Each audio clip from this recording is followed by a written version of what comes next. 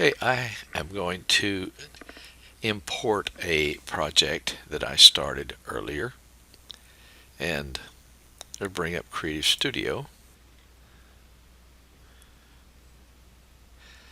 And while Creative Studio is loading, we will just see, okay, it says it's up, it's recognized the needle, click OK. We'll import a file that I started the other day, open a project, and I know that I save this.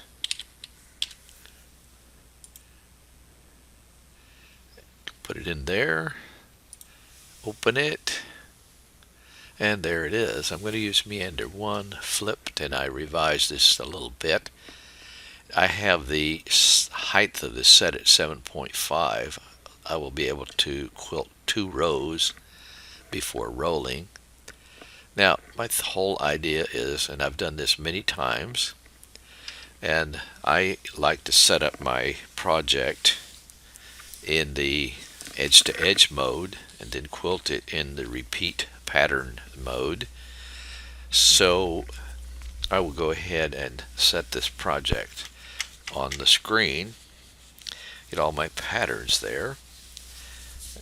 I'm going to select the edge-to-edge mode and simply follow the directions on screen.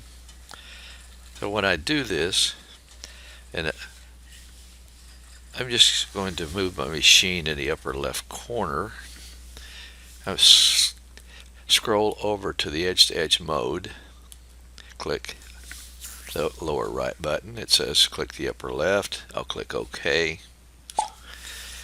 Move it over to the upper right, and again click OK.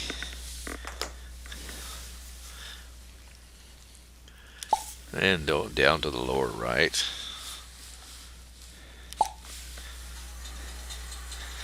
Lower left. That will complete a boundary for this project. There it is. It's all on there.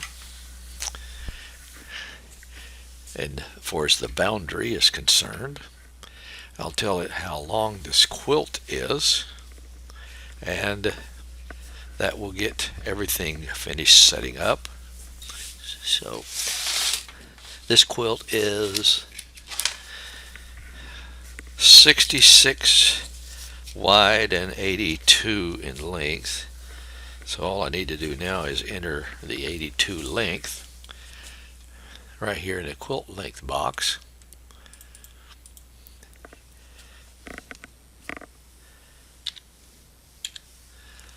As soon as I move my cursor over here to the CAD screen, it's going to put all of this on the screen.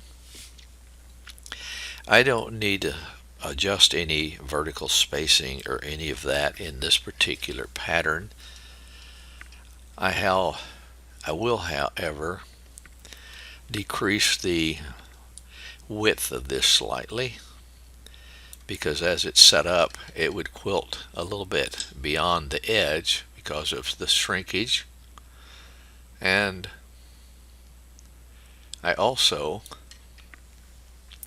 like to make sure that the start point is out on the edge, and I can do that by selecting the first repeat in the first row and go down to nodes and just make sure I pull that node out to that boundary line. I will also do the same on the right side of the quilt. So I like this. I'm going to pull this out a little bit. Now I'm going to have some shrinkage here. I know that, and I can reshape this if I want to by grabbing this node and just reshaping how that looks. It's a little smoother. So that should work. I'll escape, and now I'm ready to quilt this first row. So here's what I do though, is Now that I made all these adjustments, I go up and I'll save this project again in case something goes wrong. Remember, I am in the edge to edge mode, and I am going to go ahead and click the quilt icon.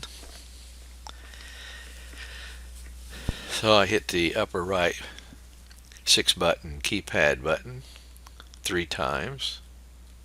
Takes me over to quilt, and then when I click the lower right, the machine will move to the start point, take a stitch. Then I'm going to click the middle lower button to stop, and it's going to ask me if I do want to do this, and I'll tell it yes, I do. Since the machine is sitting at the start point of the first repeat in the first row, I'll just zoom in here. You can see that's where it's sitting. So I want to do a relocate, and I want to right click anywhere on this pattern field. It doesn't matter where, and tell it I want to relocate.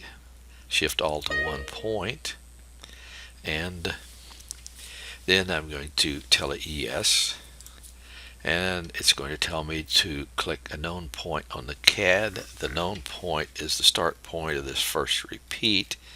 Turn on my end snap. Then it's going to snap to that point, and then I'll click yes.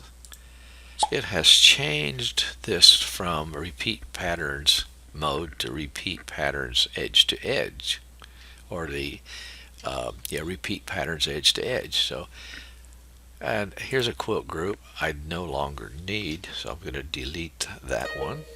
Yes, I want to remove that one. So this is all I have left to work with, is my pattern field. So now I'm ready to quilt the first row in this.